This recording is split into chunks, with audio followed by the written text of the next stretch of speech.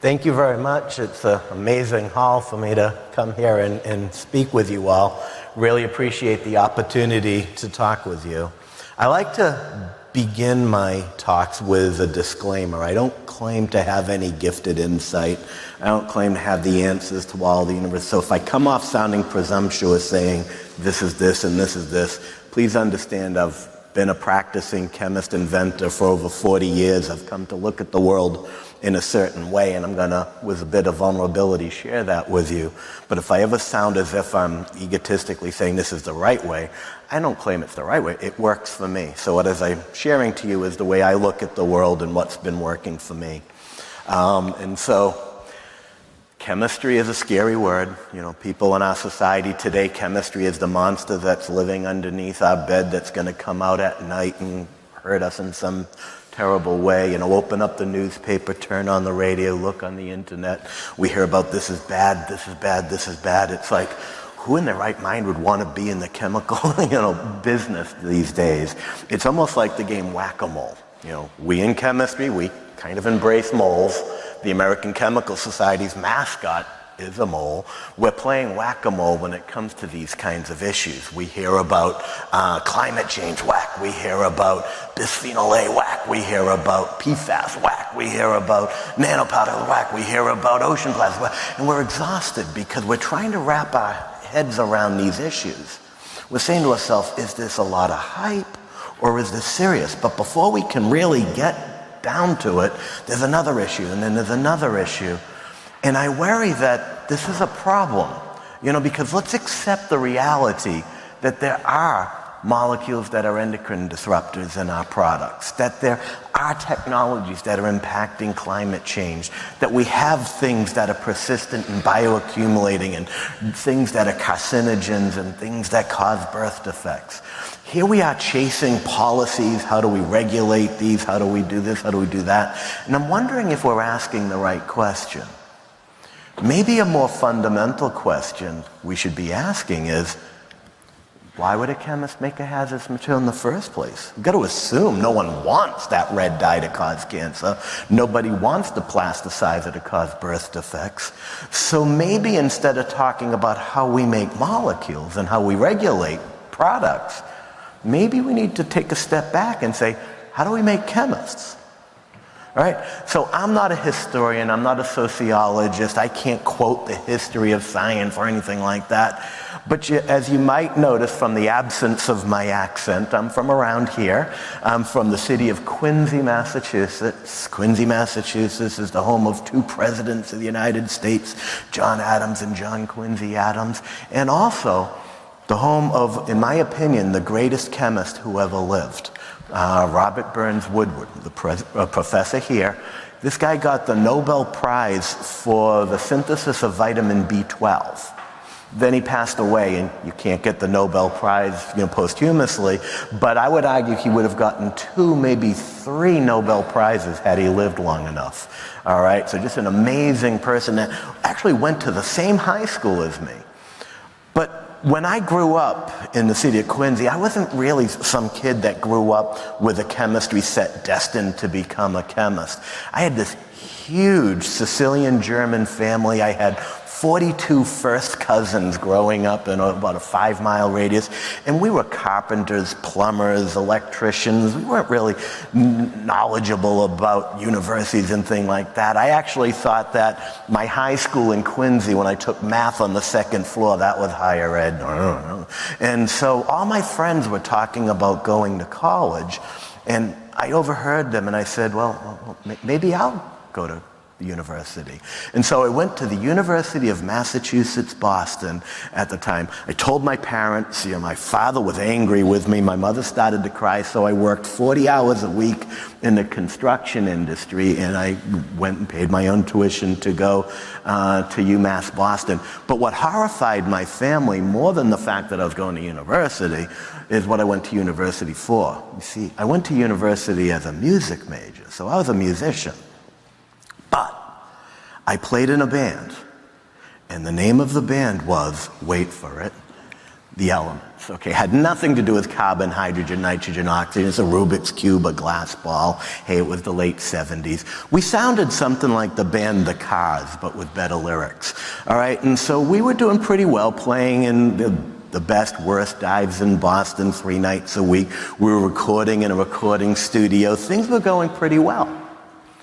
When disaster happened, and the drummer of the band, my good friend, ended up getting leukemia, and over the course of 6 months, he passed away. And all of a sudden, here I am, 17 years old, having this existential crisis. You know, everything about me is music. I've just lost my friend. And so, you know, just kind of in a weird space. Now, at the University of Massachusetts, we had to take a core requirement. So even a music major had to take a math class, a foreign language, a science. I had to take a science. Oh my God, I kind of liked biology, mitosis, meiosis, genetics. I kind of liked physics, subatomic particles, astronomy. So I'm saying, should I take biology? Should I take physics? Should I take biology? And a moment of inspiration, they added them up, divided by 2, and said, I'll take chemistry. Not because I had any interest in it, but I couldn't pick between biology and physics, and that seemed like a good compromise. So here I am in the teaching lab at UMass, I'm doing stuff, and a professor comes walking in, Jean-Pierre Anselme. He looks at me, music major, walks on by, and looks at the student standing next to me. And he says to the student standing next to me, would you like to do research in my lab? I'm having this crisis right now, and so I overheard the conversation, and I said, can I come? And I wandered into the research lab. And when I got into the research lab, everything changed for me. All my life, I thought there were 2 types of people. There were artists, and there were scientists. And because I was marginally acceptable at music, I must be a musician, I must be an artist. But when I got into the research lab, and I saw that chemistry was more than just PV equals nRT, that scientists imagine, they design, they create, I realized all this creative energy that I had could be expressed at the molecular level, and I fell in love with chemistry. And by the time I was 18, I published a bunch of papers in journals and found out that I was pretty good at this. Next thing you know, I find myself at Princeton University becoming a cancer chemotherapy scientist, a medicinal chemist. I lost my friend, I wanted to do that. Published a bunch of papers on the design of a set of molecules that were dihydrofolate reductase inhibitors, dimethylate synthase inhibitors. And this ultimately became the molecule that is Alimta, sold by the Eli Lilly company, one of the most successful solid tumor anti-cancer drugs around, okay? And so just to show the relationship between science and society, I lost my mom in 2002, who was actually receiving the drug that I had helped design 15 years earlier. So really interesting relationship. If you go to the Princeton campus now, you find this amazing Taj Mahal of a chemistry building built entirely on the proceeds of this one molecule. Okay, so, you know, Princeton made a lot of money on that. I got a little crinkly dollar and a handshake, but so here's my lab. I never told my father that I was a graduate student. He would have killed me. I told him I was an apprentice. And so this is literally my lab. And in my lab, here I am, I'm about to graduate. It's the year that I'm graduating with my PhD. 2 universities have already offered me a job in medicinal chemistry to get a tenure track position in medicinal chemistry. And the phone rings. And it turns out it's a senior corporate officer from the Polaroid Corporation. Okay, you know, the instant photography company here in Cambridge, all right? Now, you gotta understand, this guy is like scary. He knows everything about me. He's been following my career. I'm thinking he's a stalker, all right? And he says, let's have lunch. I told 6 people where I was going, when I'd get back, and I go have lunch with him. And at lunch, he offers me the job to head an exploratory research group at Polaroid. I go, dude, I'm a medicinal chemist. I'm going into academia. He told me how much he's going to pay me. I said, when do I start? And next thing you know, I'm an industrial chemist working at Polaroid. Edwin Land, at this point, only Thomas Edison had more patents than Edwin Land at this point.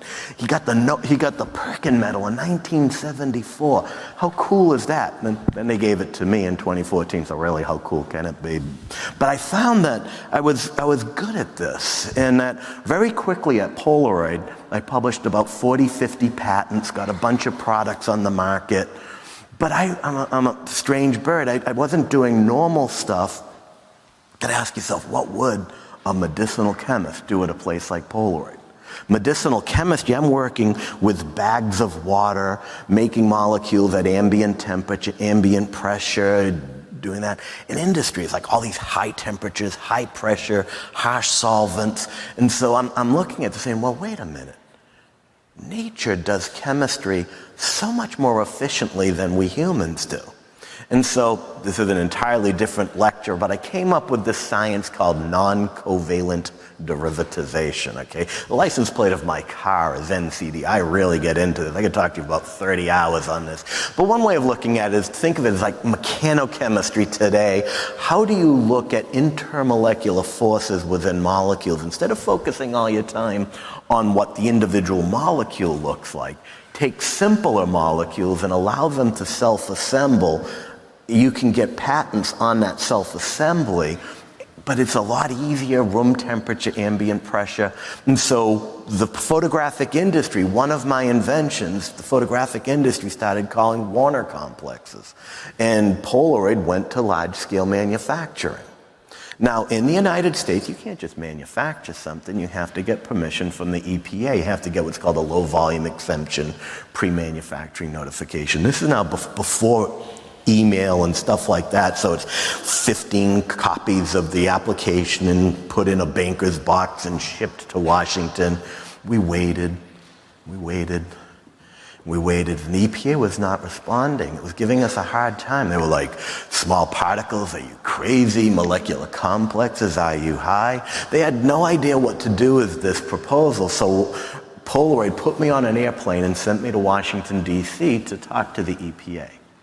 And what I realized is when you submit a technology to the EPA, what they do is they look at your technology and they look at everything that they've already approved. And if what you have submitted looks like something they've already approved, they go, thank God, approved. But if it's different, there really isn't a protocol to evaluate.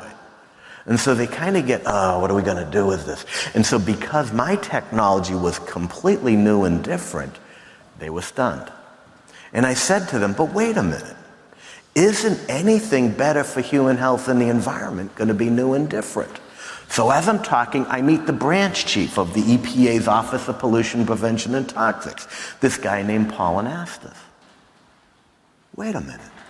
Remember the student that I followed into the research lab when I was a music major? Sam, I've known him since I was 11 years old. We went to UMass together, and at the time I was playing in a jazz band with his older brother. Kind of sounded like Tower of Power, but with worse lyrics. And so there's his older brother on the saxophone, there's me on the keyboard, my older brother on the trumpet. And it's interesting, the guy playing the guitar, if you've ever been to Las Vegas, the billboards in Las Vegas, Legends of Rock, the dude who plays Rod Stewart in Las Vegas is him. Has nothing to do with this time. Just thought it was kind of cool. Anyways, I could say to Paul, wait a minute. Polaroid has been manufacturing this process with all these solvents, all this energy, and here I have a technology that is lower in energy, aqueous, non-toxic, but you're giving me a hard time because it's new and different. Isn't anything better for human health and the environment going to be new and different? If the EPA wants to grandfather old technologies preferable to evaluating new technology, isn't that exact opposite? Shouldn't we be promoting that which is good? So now I'm into it. I'm having these philosophical discussions in Washington about how do we identify what is new and good. At exactly the same time, my career is going amazing. I have, a bunch of patents. On the cover of Celebrity magazine. I've got awards at the National Academy of Sciences. My head is this big. I am the greatest scientist who ever lived. Okay, I'm really full of myself. When disaster hit again, in an even worse way, I lost my 2-year-old son to a birth defect. My son John was born with a disease called biliary atresia, where his liver was detached from his intestines. He got surgery at birth, and at 2 years old, we lost him. Lying in bed the night of my son's funeral, I'm staring at the ceiling, and I'm asking myself, Wonder if something I touched in the lab caused my son's birth defect. Wonder if, heaven forbid, something I got an award for caused his disease and ultimately. I didn't feel like some amazing chemist. I felt there was something missing. Now I'm familiar with books like Our Stolen Future that came out around that time, talking about the impact of chemicals on society. Here I am, probably one of the most prolific industrial chemists on the planet, already synthesizing over 2,500 new molecules. And I realized 4 years of undergraduate, 3.5 years of graduate school, never really had a class in toxicity or environmental impact. Here I am, amazing, successful industrial chemist. I actually have no idea what makes a molecule toxic. So I start looking. There's all kinds of information. Chemists have higher incidence of certain types of tumors. The elevated breast cancer mortality among professional chemists. There's report after report after report after report. And yet, I never had a discussion, never had a seminar, never had a class, nothing. I learned how to label waste. I learned what gloves to wear when I use things, but intellectually never learned how do you look at a molecule and predict whether it might be toxic, whether it might hurt the environment. And so I got really into this and sat and said, wait a minute.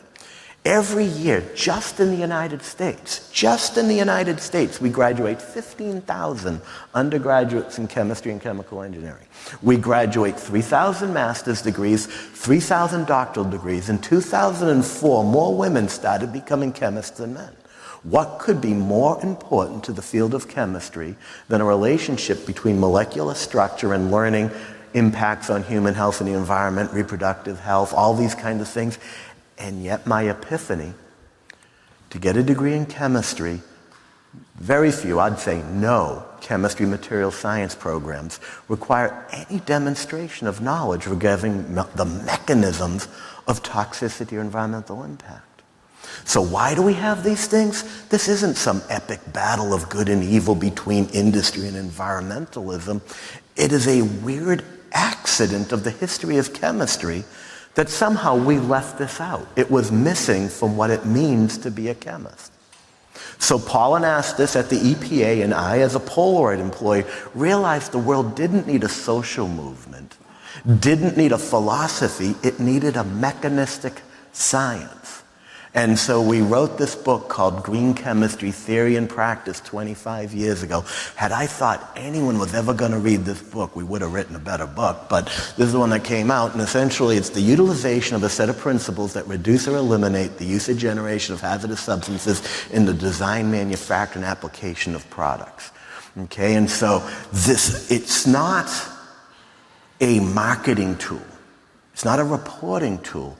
It's an R&D tool. How can you achieve these goals? And so we then filled it out with 12 principles, which are mechanistic things that a chemist, as they're pouring beakers and flasks, or an engineer, as they're designing the products, what can they use as a set of principles to make sure what they invent is consistent with toxicity and environmental impact?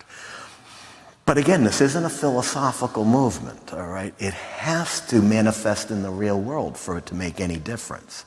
So yes, green chemistry has to have some benefit to environment and toxicity, but it also has to have superior performance. Because if the product doesn't work, no one's going to buy it. And it has to have the appropriate cost, because if it's too expensive, people aren't going to afford it. So my definition of green chemistry is a technology that has better performance, better cost, and oh, by the way, ticks these sustainability boxes. Who could possibly say, well, no, we don't want that? So when we hear about all the pushback and what's taking so long, I would argue it's usually because it either doesn't have good performance or it doesn't have good cost. We are inundated with press releases. We have a new system, but when you drill down and see some of the stuff that people are announcing they do, it doesn't actually work that well, or it's too expensive because of supply chain issues or regulatory issues or something like that. And so this is where what worries me. Let's imagine if tomorrow morning the entire world woke up and every consumer, every citizen said, I am only going to use sustainable products. if every retailer said, we will only sell sustainable products, if every manufacturer said, we will only make sustainable products, I actually think we're in trouble. Because of all the products and processes, the ceiling tiles, the carpeting, the textiles, the electronics, I would argue maybe 10% are truly sustainable. 90% of this stuff, we still got a lot of work to do.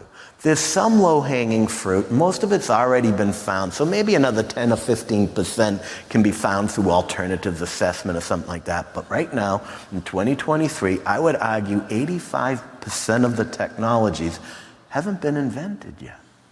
It's not an epic battle of good and evil. People are not rejecting these technologies.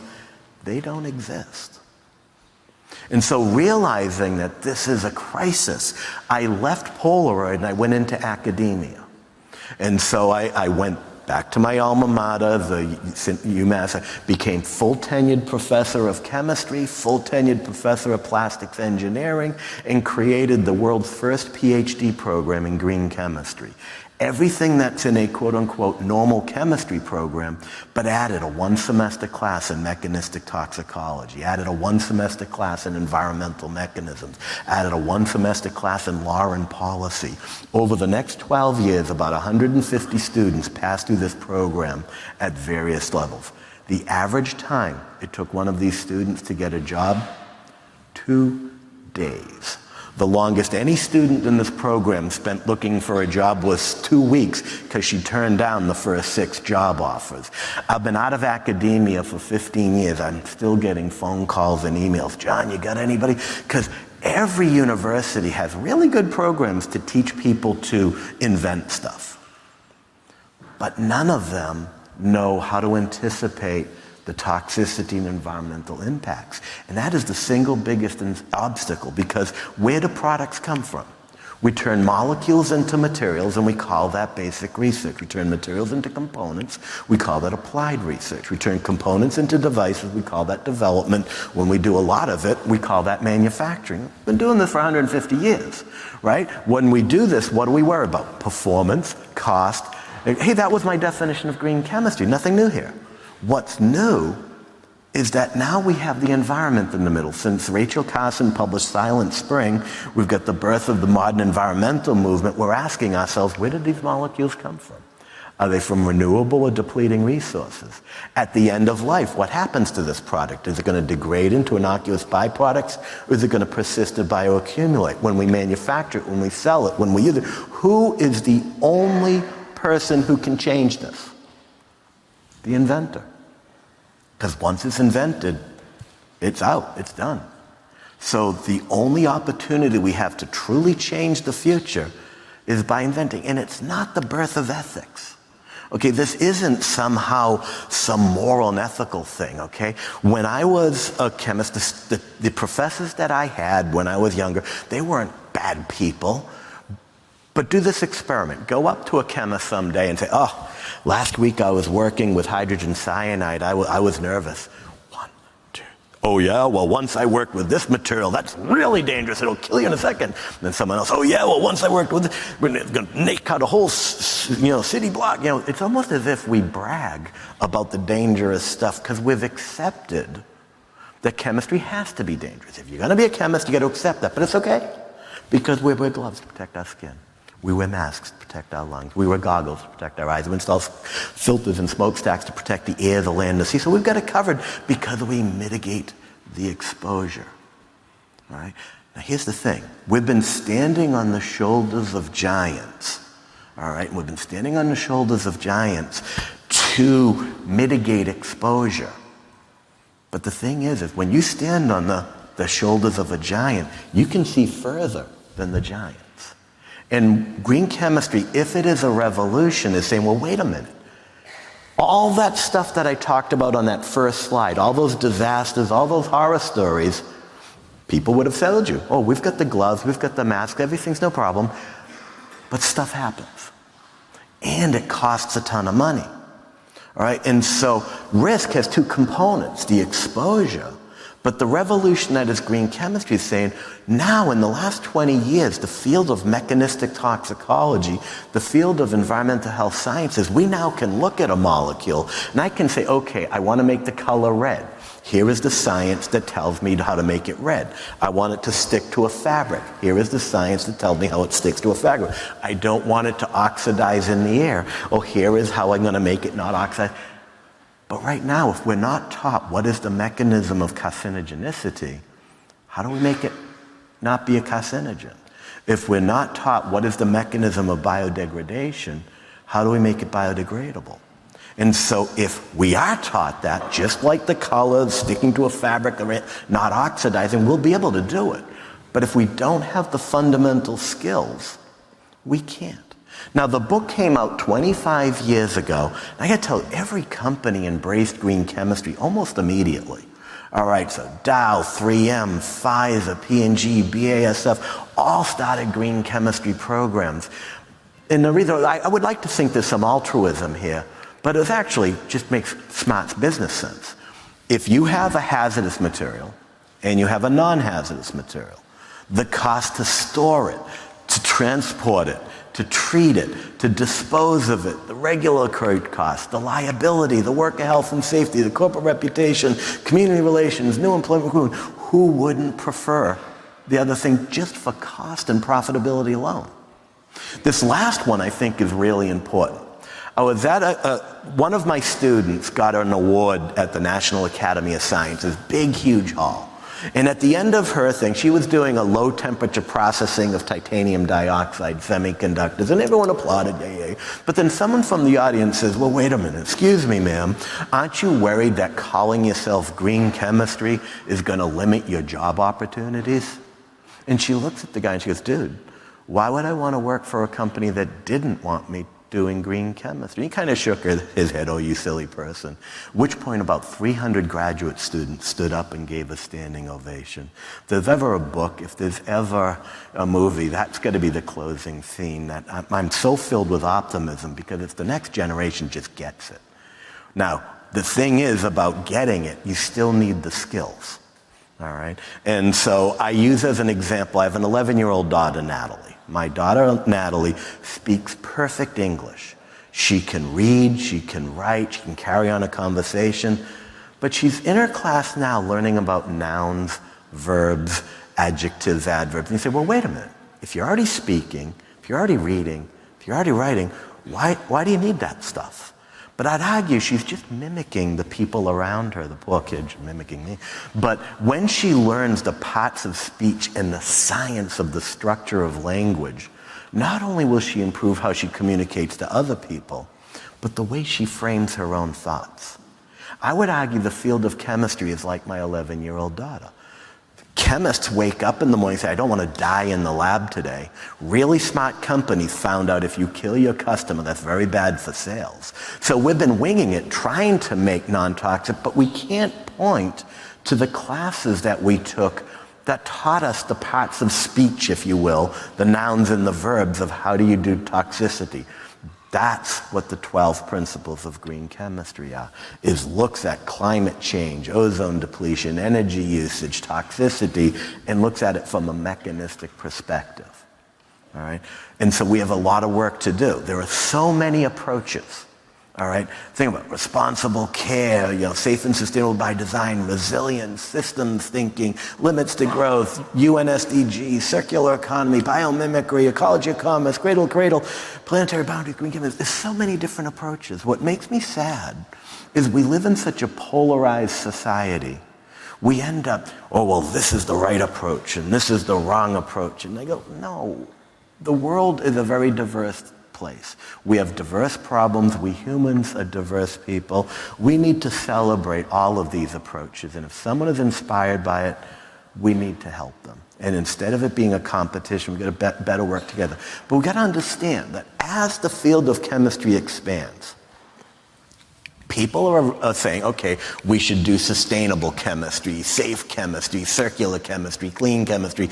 And all of these things, they're kind of like how we measure sustainability, how we different ways, different metrics, or different ways. It's how you appreciate, but not how you do it. Green chemistry isn't a version of these things. Green chemistry is attempting to shape the shape of chemistry so that more things do whatever you want to call it. But to do this, we're going to need new eyes and we're going to need new ideas in the field of chemistry. So the way I look at it is we in society have a toolbox for the chemical enterprises. There's a draw for carbon bond forming reactions, oxidations, reductions. If you can draw a molecule and it doesn't violate some fundamental chemical or physical law, we can make it. But if you imagine a green chemistry toolbox that has the same transformations but are unregulated, non-toxic, I told you it's 90% empty. So the biggest barrier that we're facing is not one of desire, but of ability. Our biggest barrier is invention, because better performance, better cost, and oh, by the way, ticks the sustainability boxes. You take that as a definition. Who would turn that down? So we must assume the barrier is the invention in the first place. So I played the academic game really, really well. I was actually called the country's #1 science professor and spent a half an hour in the Oval Office with this guy. Get a couple glasses of wine in me. I'll tell you about this trip, but it was an interesting trip. So here I am at the pinnacle of academia, publishing tons of papers, one of the biggest grant getters in the UMass system. And I decided to resign. Full tenured professor of chemistry, full tenured professor of plastics engineering, and I walked away. And this is why. Because I'm an entertaining guy, speaker, thing, every reporter, whenever anything happens in sustainability, I get called, John, we want to quote, we want to comment. So one day I'm driving in my car, and my phone rings, and being a dutiful citizen, I pull off the side of the road into a parking lot, and it's someone writing a story about how Canada was banning Nalgene plastic bottles because of bisphenol A. So I'm sitting and I'm talking to the person, and as I'm talking, I'm in the parking lot of a grocery store, and a pregnant woman comes out of the grocery store. She's holding her bag, holding her keys, and she takes her cash register, she puts it in her mouth, and some neuron on my head went pop. And I go, you know what drives me crazy?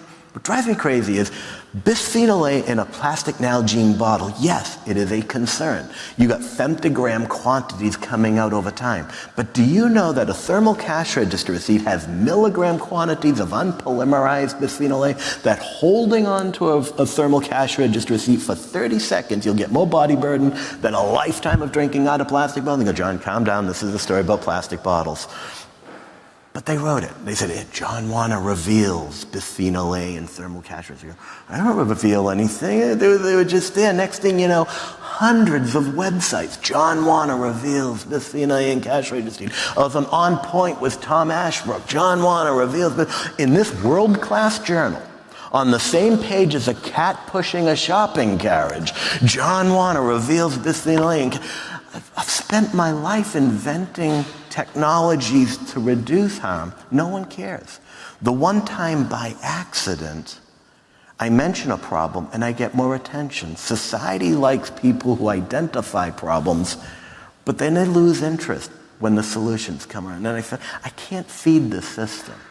And so, having left academia, I created my own research institute, which has evolved to now what's called the Technology Greenhouse out in Woburn, Mass. And essentially the mission is the Technology Greenhouse envisions a world where the chemical building blocks of products used in everyday, healthy, safe for humans and the environment. And the mission is to show people, not talk about it, but invent technologies. They had a really nice network of scale-up GMP facility, engineering firms, synthetic biology, AI, pharma, education, and some existing spin-outs. And they got a really nice network with official faculty at these 4 universities. And the strangest thing in the world, the German government actually named a building after me called the John Warner Center for Green Chemistry Startups. Now, I don't have any money. I didn't donate any money. I'm not dead yet, so it's a little weird to have a building named after you, but it's all about creating startups and being innovative. Because what I have found is using the principles of green chemistry. Okay, this is a little out of date. This is just since 2007. Since 2007, I've filed over 341 patents. It's now 357 patents of licensed technologies. These are the companies that publicly say John Warner invented this stuff for us. There is way more that they haven't gone public, so for privacy I don't tell him. I've spun out 9 companies, and so this isn't just talking about the philosophy. This is faster time to market, more profitable, and more successful. So I wanted to give you some examples of this in the real world. Okay, so I'm going to just describe a couple of the companies that I've started, okay? One of them, one day I'm contemplating insect sclerotization, okay? It's the process by which when an insect, its exoskeleton can't grow with it. So it sheds its exoskeleton, and over the course of a couple hours, it turns hard and black again. So I said, oh, there's something in nature that goes from white to dark. People color their hair, but it's kind of toxic, nasty stuff. So I looked into this, and turns out it's a tyrosinase oxidative cascade. So I said, could I mimic this with a bunch of, I didn't want to grind up dead bugs. I thought that was sick. So instead, I found these beans called velvet beans, and I extracted the velvet beans, designed a catalyst system, got a bunch of gray hair, and it worked. Not only did it work, but it was permanent, didn't wash out, didn't fade. It'll grow out. But it was even more interesting than that, because it was a bunch of different colors. And what I realized, I'm the grayest person that I know, so I sat and it hit me. And my hair goes back to the color it was before I went gray. I have a friend who has black hair that's gone gray. The exact same material, put it in her hair, it goes black. Someone with light brown hair, it goes black. This doesn't paint your hair. This doesn't color your hair. It restores the original human pigment so that it just makes your color back. What I realized is that when we go gray, the enzymes that create the pigments that fill our hair stop working because of an oxidative aging process. But we all make the same molecules. And it's the three-dimensional templating of the proteins in our hair that dictate the color. So if I could take food grade, edible, non-toxic materials, have people put it in their hair, I could recreate that process. Filed a bunch of patents. So the idea is, in the same way we have a fingerprint, everyone has a hairprint.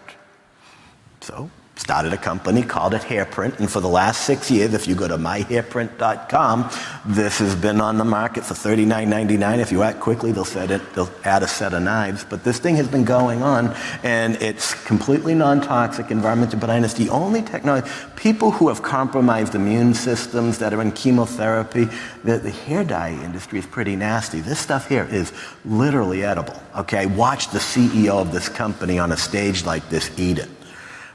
I don't know how good of a day he had the next day, but he's still alive. You know, so this is an example. Another example, this molecule here is called copper ATSM. It is literally insoluble brick dust. But if you were to take DMSO and a bunch of surfactants and apply it to laboratory animals, you find it has a neuroprotective behavior for Parkinson's, for ALS, for Huntington's, for Alzheimer's and things like that. But no one could ever use this molecule because it's insoluble. And so using that technology I mentioned, non-covalent derivatization, I was able to customize and increase the bioavailability, dictate how it crossed the blood-brain barrier using this field called mechanochemistry. And next thing you know, we go through phase 1, phase 2, phase 3 clinical trials. I started a company called Collaborative Medicinal Development, and as of a couple months ago, we're now exiting phase 3 clinical trials of what could be the most promising ALS technology. The hair color technology, when I had the idea in my head and we started the company, 18 months. When I had this idea and we got to phase 1 clinical trials, 23 months. And so it's just an interesting scenario. And so the phase 3 clinical trials happened over COVID, and there are now some red flags about compliance because people are supposed to come in and have blood tests. Because of COVID, there wasn't 100, so they might make us redo it, and I don't know if the investors are going to want to, so fingers crossed there, but this is an example. Another example There's hundreds of millions of miles of road in the United States. The sun and the air oxidize the surface of asphalt and make it brittle and hard and crack. So we repave about 10% of our roads every year. But because it's brittle and hard, that asphalt either goes into a landfill or is grinded and used for some substructure. Maybe they put 5% back in the roads. And it drove me crazy. Being a hockey player from Boston, I said, could I invent the street Zamboni and just have a truck come, dig up the asphalt, put in a catalyst, reprocess, and pave it with no new inputs. Just take the old thing and reverse the oxidative damage. If I'm willing to put stuff in my hair, I'm willing to try it on the thing. So we dug up my driveway. In 2013, we dug up my driveway. I dug up the stuff, went back to the asphalt plant, climbed up the ladder, put my catalyst in. We filled it up with trucks, and the workers came back to my house, and I said, John, you're an idiot. It was like 17 degrees Fahrenheit. We never pave when it's this cold. You have over 90% recycled material. It was 100%. I didn't want to scare them. And being a hockey player, they said, we're going to open the back of this truck and there's going to be a hockey puck on your front lawn and we're going to drive away. Okay, so I actually had someone from the Massachusetts Department of Transportation standing there with a clipboard watching this. I go do it. And they open the back of the thing, the stuff comes out like sand, they scream like school children and jump on their little trucks. It worked. Not only did it work, it outperformed industry standard using 100% recycled material. All right, and so I started a company called Collaborative Aggregates. I wanted to call this Entropy Mix, and everyone said, oh, that's a terrible name. So I said, how about Delta S? And so, don't tell people, but so the product is called Delta S, and it's a catalyst that you put in the roads, or aqueous dispersion that you put on the roads. We have now approvals in 37 states in the United States to do this on roads. From an idea in my head to starting this company, 13 months. All right. Another example, one of my favorite artists is N.C. Escher. Okay, this is kind of a graphic optical illusion. You look on the top and you see there are birds. You look on the bottom and you see the fish. But when do the birds stop being birds? When do the fish stop being fish? Kind of what I realize is in biology, many interfaces are fuzzy like this. They're not discrete. So if you look at electron transfer across a mitochondrial matrix, it's a bunch of little steps, and it's somewhat reversible. So I said, could I invent a semiconductor that mechanistically slowly evolved into a chromophore, and that the chromophore slowly evolved into an electrolyte to kind of make this diffusion process? So I started making photovoltaic systems using this. Turns out it is the highest efficient dye-sensitized solar cell in history. So started a company called Ambient Photonics, and about 6 months ago Amazon invested like $75 million. We're in manufacturing in California for a green chemistry, non-toxic, environmentally benign, recyclable indoor photovoltaic system. So it's so efficient that if we turned off the lights in this room and just had like a candle, just a little bit, it would still generate electrons from the photons. So it doesn't power devices, it constantly charges the battery. So Amazon markets this as to have anything that you never have to change the battery. There's no throwing away of batteries or recycling. You just have a little teeny strip of this thing and it's constantly charging it. And so it's kind of exciting. My last example is, the glasses that when you go out into the sun they turn dark, and when you go into the dark they turn light. Well, these are molecules called benzospiropyrans, okay? I won't geek out on the chemistry here, but essentially what I did is I modified this chemistry so that instead of changing color, I would go from hydrophilic to hydrophobic. So what I ended up doing is creating a system, all right, where essentially, this is an oversimplification, but imagine an umbrella on the ocean, okay? And the sun comes up and water absorbs on the surface of the umbrella. Then when the sun goes down, it rains pure water out of the umbrella because it captures and releases so that you have this continuous cycle.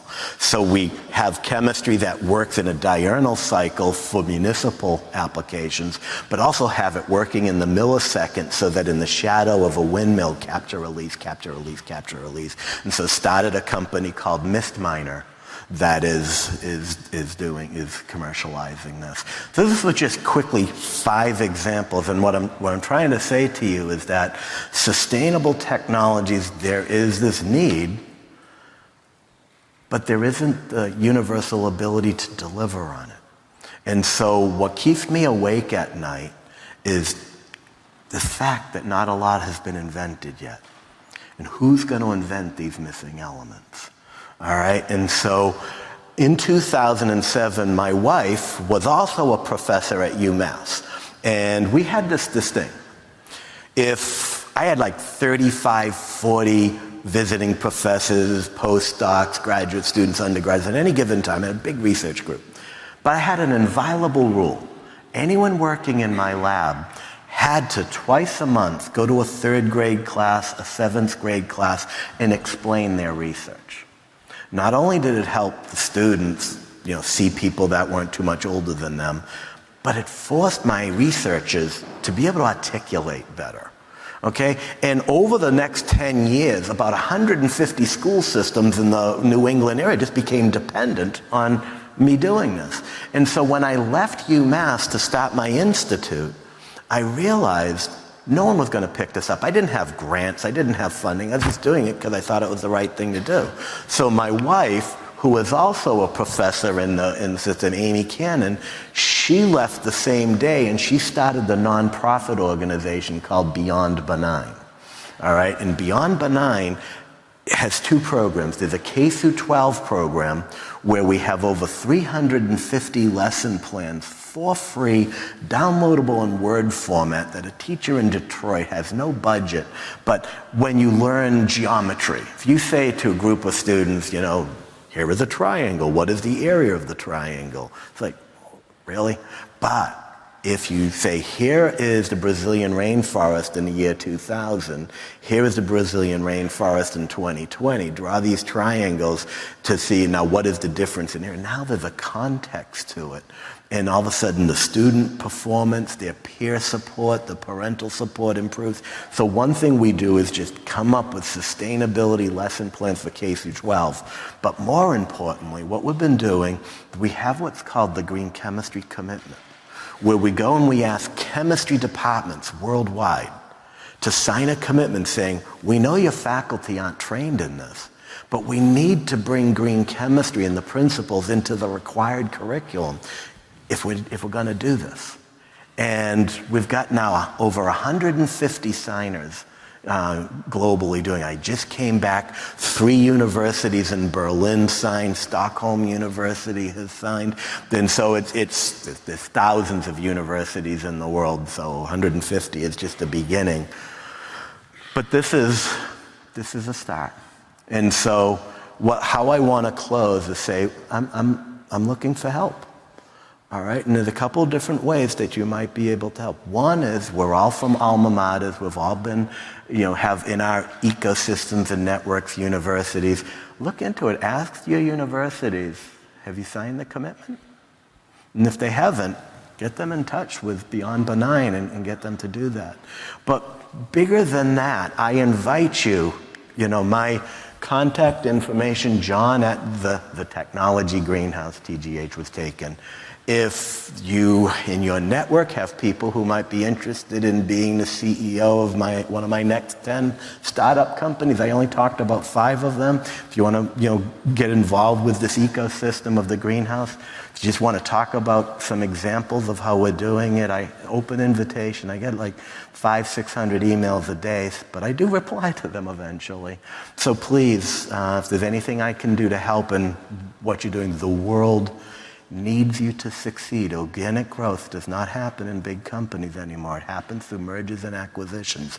Entrepreneurship is not only a financial importance.